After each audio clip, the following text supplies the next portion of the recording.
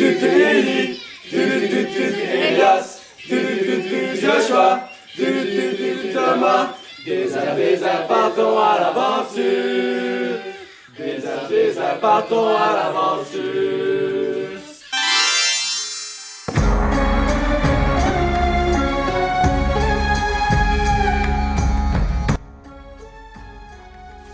D'une superficie de 9 065 000 km², le Sahara est le plus grand désert de la planète situé en Afrique du Nord. Il s'étend de l'Atlantique à la mer Rouge à l'est sur plus de 6 000 km. Du nord au sud, il s'étend de la Méditerranée à l'Atlas sur plus de 2 000 km. D'un climat extrêmement chaud et sec, le Passa est un vent qui est présent presque toute l'année. Le Nil est le seul fleuve permanent qui traverse le désert de l'Est. La moyenne annuelle de précipitation est d'environ 45,5 ml, ce qui est extrêmement peu. Cependant, certaines années ne reçoivent aucune précipitation, donc aucune pluie. Le Sahara est un pays de plaine avec des bassins et des dépressions. Des massifs montagneux se dressent à l'intérieur. Vers le sud, des pays montagneux s'étendent jusqu'à 1800 mètres d'altitude. Le Sahara est constitué d'environ 40% de montagnes désertiques, 15% de plaines désertiques et 30% de dunes de sable. Le sable du Sahara est essentiellement le résultat de l'érosion de grands massifs montagneux. Ces massifs sont composés de roches sédimentaires qui est le résultat d'une accumulation de sédiments. Le sable du Sahara est le résultat de l'érosion de ces plateaux de graisse. Érosion impossible sans l'action de l'eau et de la végétation qui dégradent avec leur acidité. Le vent n'entre que peu dans ce processus. L'eau est le facteur majeur de ces désagrégations. Le sable se forme à la suite de l'altération de la roche pendant les longues périodes humides et est déplacé par le vent durant les phases sèches. Maintenant, partons à l'aventure. Allons-y, let's go. C'est parti les amis, nous allons les trouver. Je sais qu'on peut y arriver. J'aperçois quelque chose. C'est un habitant du désert. Dites-le avec moi. Un habitant du désert. Un habitant du désert. Dans le désert du Sahara, il y a plusieurs éléments de la faune, tels que le laurier rose qui doit son nom à la fleur rose qui le compose, le cyprès qui est un arbre qui crée de l'ombre pour ses habitants, un acacia est le cousin du cyprès, mais moins nourri et donc plus mince, etc. Un élément de perturbation humaine dans le désert peut être, par exemple, concentrer des sources humides dans un désert pour créer la ville de Las Vegas, ce qui fait que beaucoup d'espèces animales se font chasser de leurs habitats et perturber leurs écosystèmes, tels que la gerbille, le chinchilla, les gazelles, etc. L'une des plus perturbations naturelles dans le désert peut être l'aridité des déserts, qui est causée par 3 types de facteurs. Abiotiques, tels que les faibles taux de précipitation, moins de 250 ml, le taux d'évaporation, plus de 2000 ml, et le taux élevé de température, entre 30 à 50 degrés, ce qui fait entre autres que certains types d'animaux ne peuvent vivre dans ces écosystèmes, tels que la vache, par exemple. Les 3 facteurs biotiques sont que le désert du Sahara a une faible taxonomie. Exemple du Sahara, 9 millions de km² et seulement 200 espèces de Phanerogames.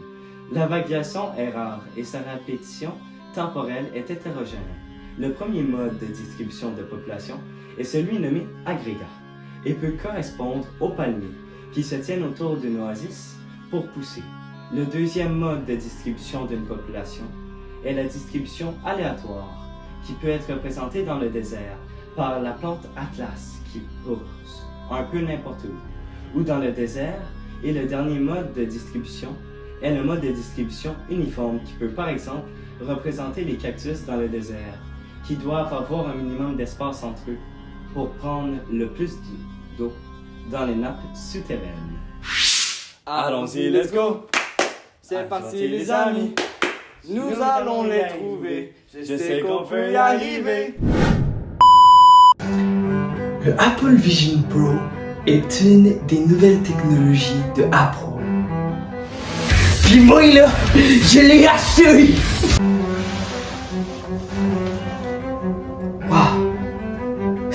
simplement majestueux.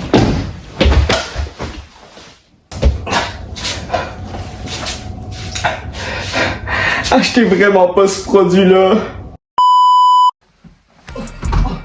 Mais j'aperçois quelque chose. Mais qu'est-ce que c'est? C'est un fennec. Dites-le avec moi. C'est un fennec. C'est un fennec. Les animaux du désert du Sahara ont développé des adaptations spéciales pour survivre aux températures extrêmes, telles que des méthodes pour limiter la perte d'eau et des comportements qui les aident à réguler leur température corporelle. De nombreux animaux du désert du Sahara sont nocturnes, ce qui signifie qu'ils sont actifs pendant la nuit pour éviter la chaleur intense de la journée. Cela comprend des espèces telles que les fennecs, renards du désert, les lézards et les chauves-souris. Certaines espèces de la faune du Sahara ont des stratégies pour minimiser leurs besoins en eau, ce qui peut se traduire par une mobilité réduite. Par exemple, certains reptiles passent la majeure partie de leur temps dans des terriers pour éviter la chaleur et la déshydratation, tandis que d'autres animaux, comme les scarabées, peuvent collecter l'humidité à la rosée du matin. Le fennec est spécialement adapté à la vie dans les déserts arides. Il a de grandes oreilles qui lui permettent de dissiper la chaleur corporelle, une fourrure dense pour se protéger du froid nocturne et des coussinets épais sur ses pattes pour marcher sur le sable chaud. Les populations de fennecs peuvent varier en fonction de la disponibilité de la nourriture et des conditions environnementales. Dans certaines régions du Sahara, où les ressources sont plus abondantes, les populations des fennecs peuvent être relativement denses, tandis que dans les zones plus arides, elles peuvent être plus dispersées. Le fennec, en tant que prédateur du désert, a des relations de prédation avec plusieurs espèces de proies, telles que les petits rongeurs, les lézards, les oiseaux et les insectes. Ces proies constituent une source de nourriture vitale pour le fennec, lui permettant de survivre dans des conditions souvent difficiles. La relation de prédation est donc une interaction clé qui façonne l'écologie et la dynamique des populations dans le désert du Sahara, où le fennec occupe un rôle de prédateur ou de sommet. Les fennecs peuvent également être impliqués dans des relations de compétition interspécifiques avec d'autres prédateurs tels que les serpents à sonnette, à cornes ou les petits rapaces, comme le faucon chrysérel. Ces espèces partagent souvent des niches écologiques similaires et peuvent donc entrer en compétition pour des ressources telles que la nourriture et l'habitat. Cette compétition peut influencer la répartition spatiale des individus et des populations, ainsi que leur stratégie de chasse et de survie dans les déserts. Les facteurs qui font varier la taille d'une population sont la natalité, le nombre de naissances, la mortalité, le nombre de décès, l'immigration, le nombre d'individus provenant d'autres populations, l'immigration, le nombre d'individus quittant la population pour une autre population. Les plantes xérophytes, adaptées aux conditions arides du désert, servent de producteurs en transformant la lumière du soleil en énergie lors de la photosynthèse. Les criquets du désert consomment ensuite ces plantes comme consommateurs primaires. Les fennecs, renards du désert, se nourrissent à leur tour de criquets, agissant en tant que consommateurs secondaires. Les serpents à sonnettes à cornes, tels que les cerastes, se positionnent comme consommateurs tertiaires, en se nourrissant des fennecs. Enfin, les faucons chrysérels, en tant que consommateurs quaternaires, capturent et consomment les serpents à sonnettes à cornes pour compléter ce cycle. Les bactéries et les insectes nécrophages décomposent les restes des animaux morts dans le désert, ainsi que les excréments et les matières organiques en décomposition, fermant ainsi la boucle de recyclage et des nutriments et des éléments chimiques. Ensemble, ces organismes participent à un cycle naturel de recyclage des éléments chimiques dans l'écosystème du désert du Sahara. Les nutriments et les éléments chimiques contenus dans les plantes sont consommés par les criquets et d'autres herbivores, puis transférés au niveau trophique supérieur à mesure que les organismes se consomment les uns des autres. Les bactéries et les insectes nécrophages décomposent ensuite les restes d'animaux et les matières organiques en décomposition, libérant à nouveau les éléments chimiques dans le sol pour être réutilisés par les plantes, bouclant ainsi le cycle du recyclage chimique. Allons-y, let's go. C'est parti les amis, nous allons les trouver. Je sais qu'on peut y arriver.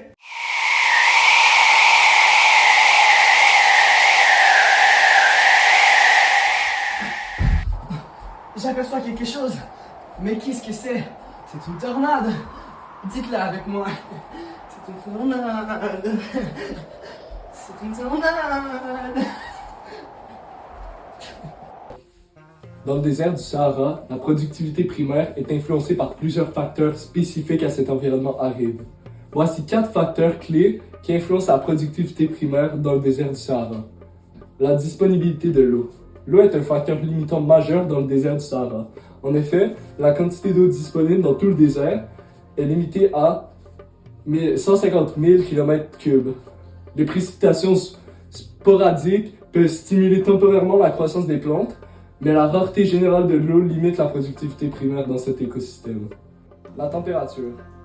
Les températures extrêmes élevées du désert du Sahara peuvent limiter la productivité primaire.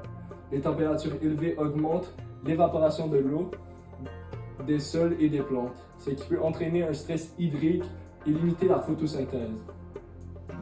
Les nutriments du sol.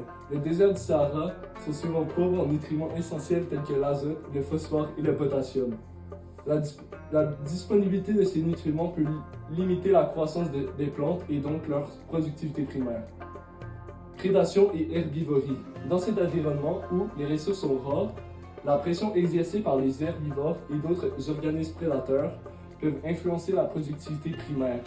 Les herbivores peuvent consommer une partie importante de la biomasse fossile dans les plantes, limitant ainsi la quantité de matière organique disponible dans la croissance végétale.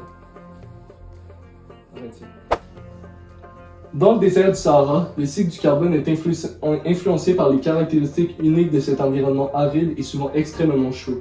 Voici comment le cycle du carbone peut se dérouler dans le désert du Sahara. Photosynthèse et respiration des plantes. Les plantes adaptées au climat désertique du Sahara, telles que les cactus, les arbustes et les plantes succulentes, affectent la photosynthèse en absorbant le dioxyde de carbone de l'atmosphère.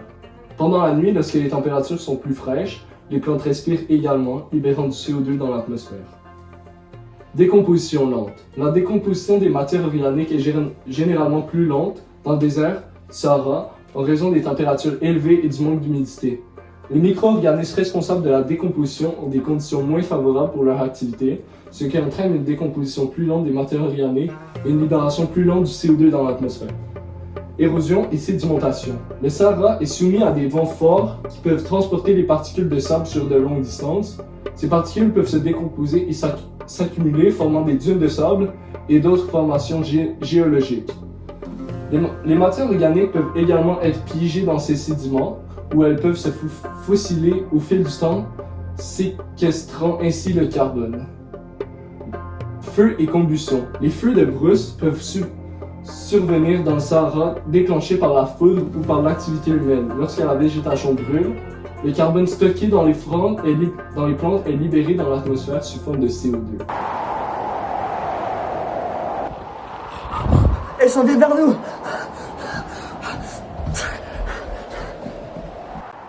Allons-y, let's go. C'est parti les amis. Nous allons les trouver. Je sais qu'on peut y arriver.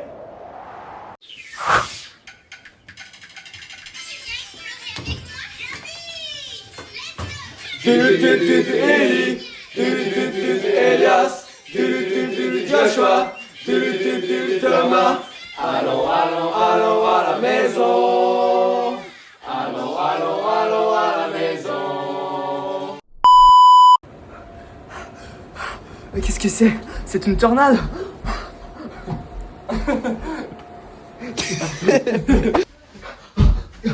J'aperçois quelque chose. Mais qu'est-ce que c'est? C'est une tornade. Dites-le avec moi. C'est une tornade. C'est une tornade. De nombreux animaux du désert du Sahara sont nocturnes, ce qui signifie... Yo, my bad.